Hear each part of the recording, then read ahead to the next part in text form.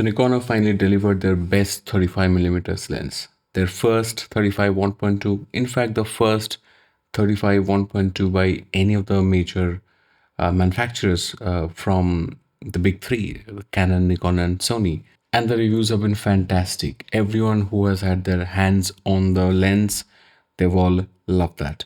Yeah, camera conspiracies. Casey has spoken about how the lens apparently does not have the depth.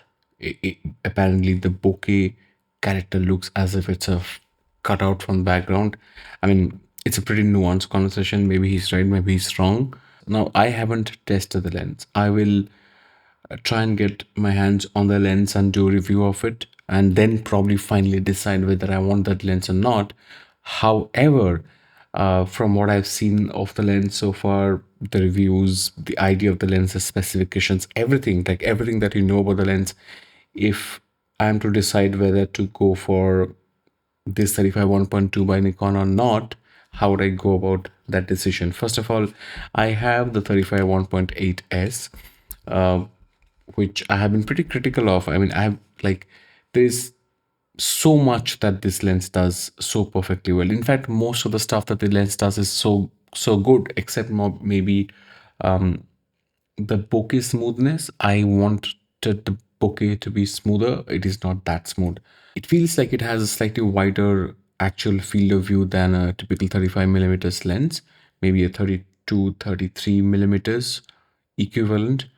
I don't know, feels like that. But that makes a lot of sense because when you're mounting this on any of these Nikon cameras and then switching on the digital IBIS, I mean the EVR or E vibration reduction for better stabilization, then it, you lose a bit of width. It crops it down. It crops the whole image down to and then this makes sense because uh, this is one of the best lenses to shoot videos on. The autofocus on the 35 1.8 is so good.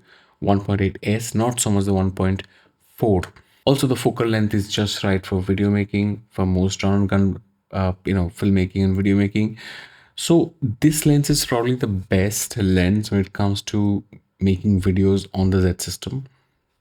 Maybe you can look at the 40 f2, but this has got the most sure autofocus among all the primes starting from 2024, 35, 50, 85, 40, 20, 28, 2.8 is also a very good autofocusing lens. Again, that has got dual motors just like this one and just like the 35 1.2. I spoke of the 35 1.8 because I think that gives me enough context about what I want the 35 to be. This 35 is, this is not very heavy. It's a bit long, not very heavy, quite balances quite well with the camera.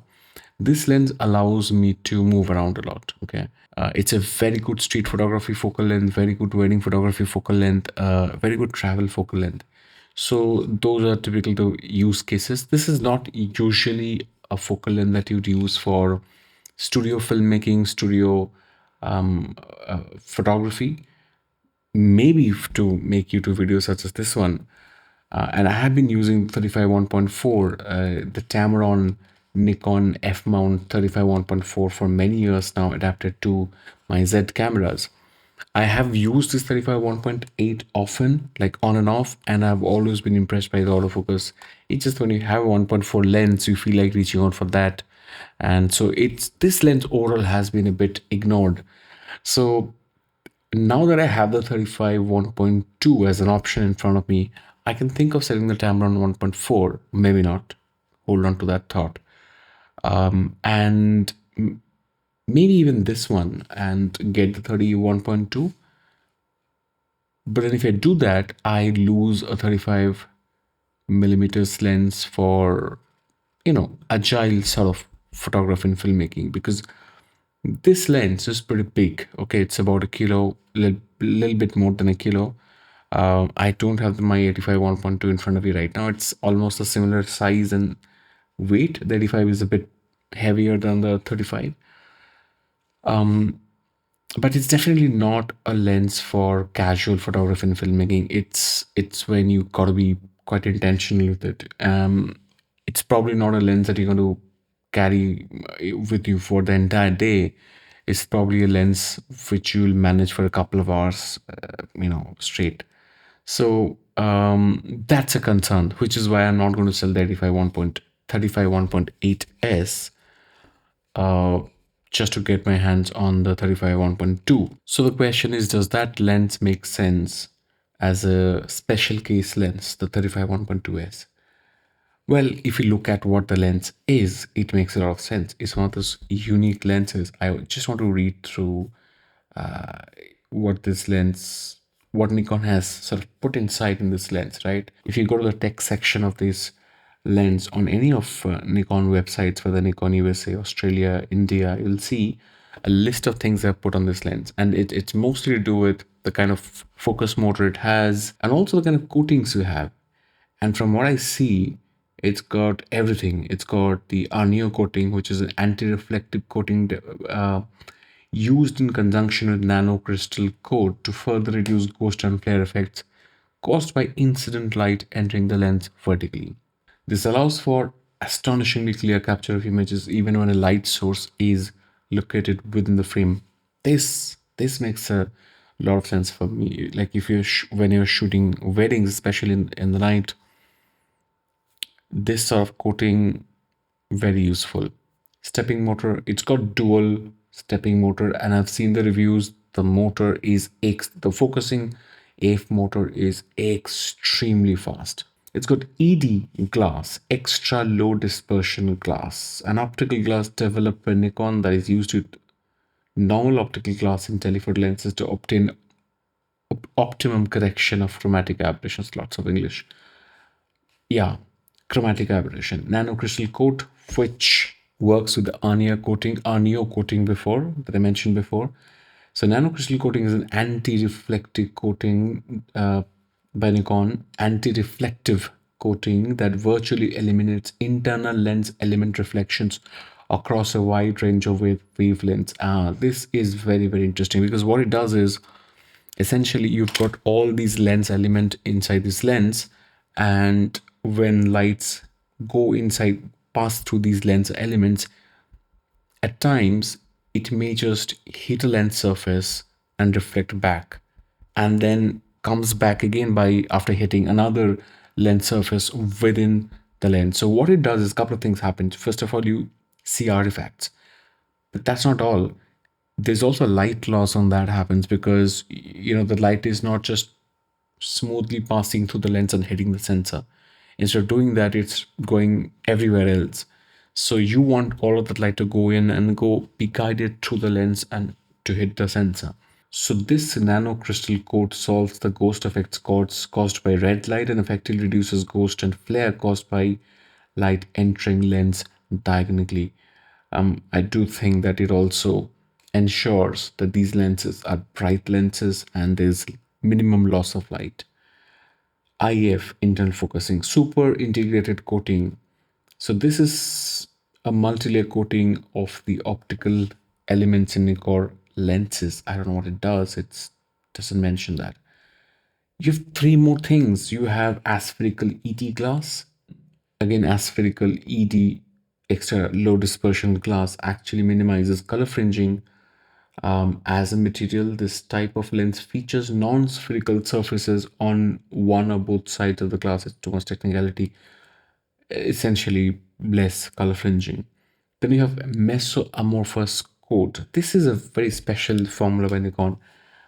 This suppresses ghost and flare caused by instant light from any direction, including those entering the lens diagonally and vertically to the utmost limit, demonstrating the highest anti-reflection performance in Nikon history.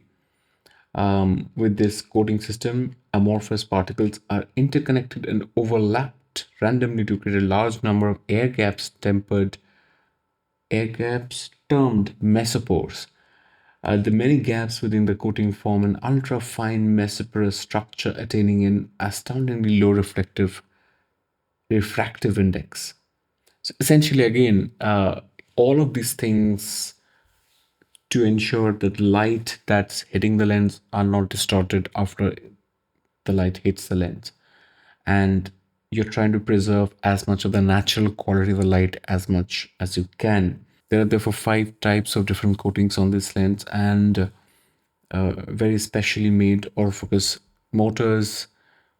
You have very two very specially made glass elements like aspherical ED glass and ED overall extra low dispersion glass. This lens seems to be packed with a lot of technology, and which means that you're going to get very crisp, very clear, very high quality images. And I'm going through some of these images. To be honest, they look almost, they look so beautiful. Let's just look at some of these pictures. I mean, I do see that the background bokeh is, it feels like the person is cut out against the background.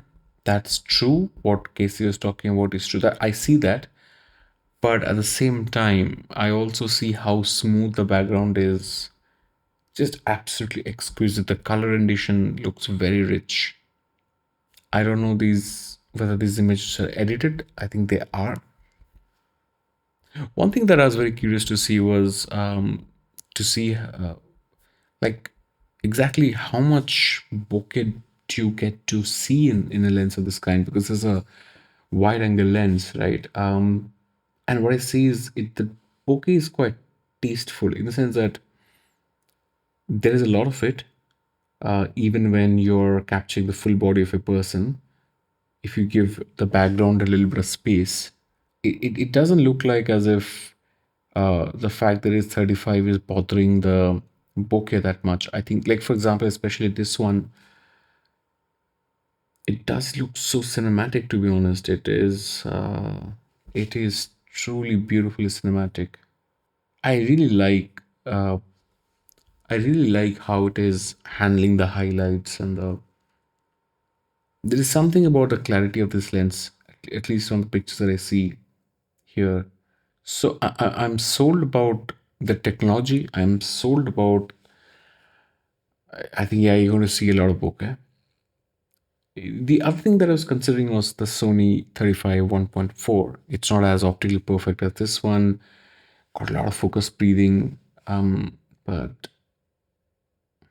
it's a much smaller lens. It's a relatively much more affordable lens, and can go with my Sony and my Nikon cameras. So that's something that I've been considering for some time. It's good that Nikon launched this lens right now, so I can actually, of course, if you look at just the pure ability of these lenses, the 35 1.2 by Nikon is way ahead. But if you look at the practicality of it all, then I think the Sony 35 1.4 is not bad at all, especially it's about one third of a stop, right? Difference between 1.4 and 1.2. And of course, this is the highest level of optical quality that you're going to get from a 35 right now in the market. And apparently the Sigma 35 1.2 comes very close in terms of quality, but I'm sure the Sigma is not as complicated as this particular Nikon lens is. Also, I feel that you got to use uh, some sort of high-end filter in front of this lens, because there's so many coatings on this. You don't like want to, ruin those coatings. Definitely, you're paying for that. That's one of the things you're paying for. So yeah, I think this lens will make sense for very special case scenarios. I recently got this Sigma 51.2 and I wanted to be agile, and it's about 350 grams lighter than the Nikon 51.2. So I value that so much that I actually went for the Sigma 51.2. I'm very happy that it works with both my Sony and my Nikon cameras. But what happens is that with the latest Nikon cameras, when you adapt the Sigma 51.2, it takes such a long time. It takes about 3 to 4 seconds for these cameras to wake up. It is interfering with Nikon's ability to wake up. I mean, something is wrong, right?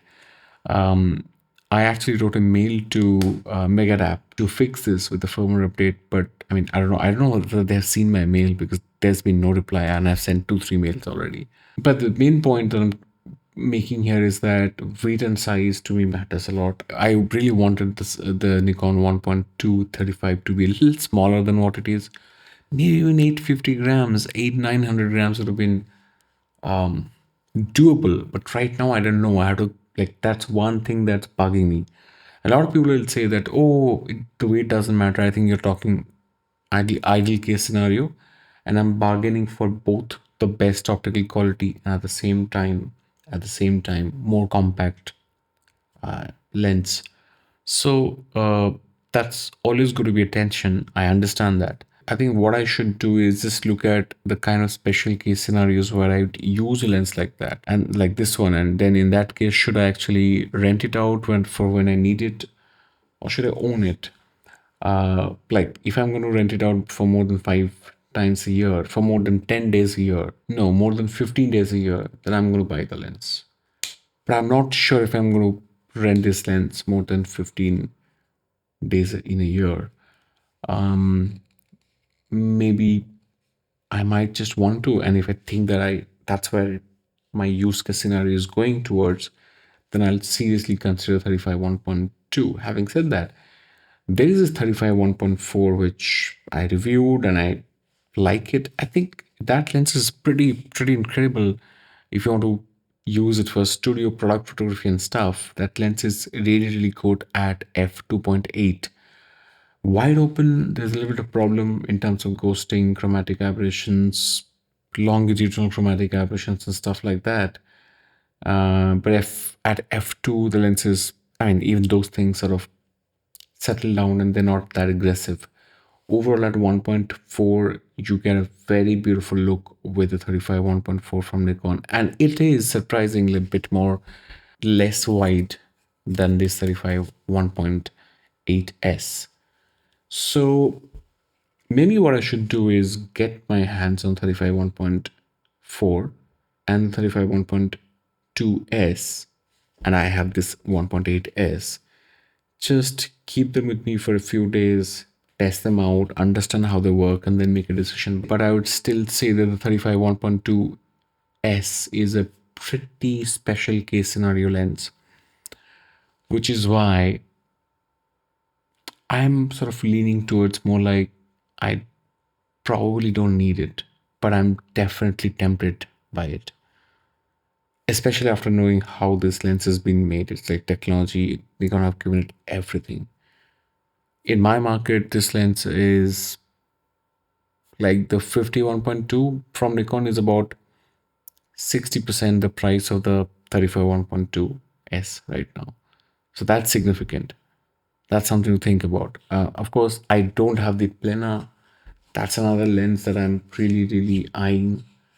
So let me know what I think. What you think? I have 7200. I have all these primes. The 85 1.2, the 105 macro, the Sigma 1.2, which I'm recording this video on, along paired with the Z6 III. I would like to hear from you what you think. What would you suggest to me? Uh, the lens seems to be fantastic. Should I spend almost 3,000 US dollars worth of money to get it? Let me know. Subscribe to the channel. I'm going to see you soon with more conversations with the Z52, the Z6 III, and the Z8. There's a lot to talk about. See you soon.